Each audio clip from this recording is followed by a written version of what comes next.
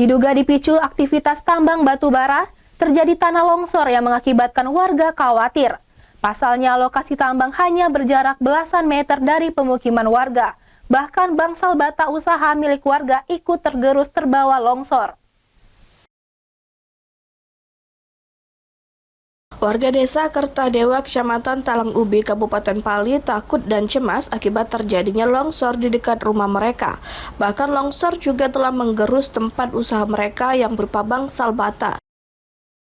Terpantau dari udara melalui kamera drone, kondisi tambang sangat berdekatan dengan pemukiman warga, ditambah arus sungai yang mengalir deras di pinggir bibir tambang yang berbatas langsung dengan pemukiman warga.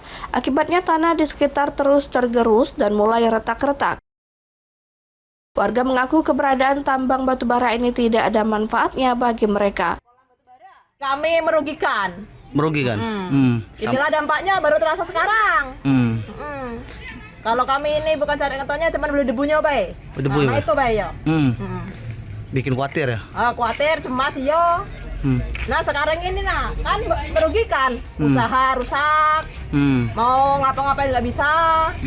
Jadi sampai sekarang belum ada menerima manfaat dari tambang ini? Belum. Belum ada ya? Nah, ini akhirnya dampaknya seperti ini. Oh. Warga juga mengalami kerugian, pasalnya tempat usaha mereka rusak akibat longsor ini. Termasuk ini kan paling takut lah, karena masalah rumah takut terban lah.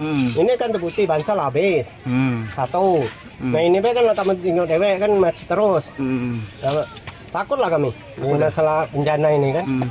Ini udah ada himbauan dari pihak perusahaan bagaimana nih? Ini pokoknya ke masyarakat cuma dia masang garis itu Bay tadi. Nah belum ada apa, mana apa ada bantuan boleh deketin. Betul ya? Nah mungkin kalau dari pojok kan bantulah yang rumah ini yang terutama yang ini kan.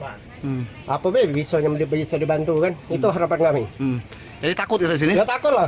Ini kan juga lah kedalaman ini lah berapa meter ini. Nah paling takut lah. Sampai saat ini belum ada keterangan resmi dari pihak tambang batubara PT PEB atau Pendopo Energi Batubara terkait insiden longsor ini.